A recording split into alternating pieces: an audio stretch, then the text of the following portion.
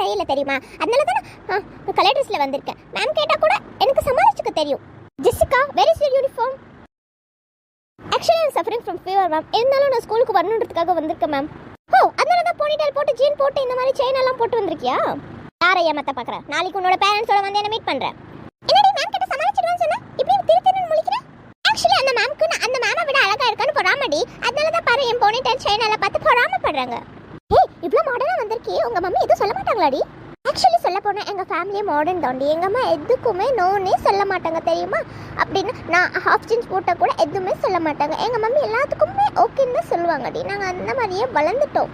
நீ ரொம்ப கொடுத்து வச்சாதாண்டி. ஐயோ, அடிக்காதமா, வலிக்குதுமா. நம்ம குடும்ப கலாச்சாரம் என்ன, நம்ம வாழ்கிற வாழ்க்கை என்ன? ஒரு ஐயங்கார வீட்டு பொண்ணு ஜீன்ஸ் எல்லாம் வாங்கி போட்டிருக்க எனக்கே தெரியாம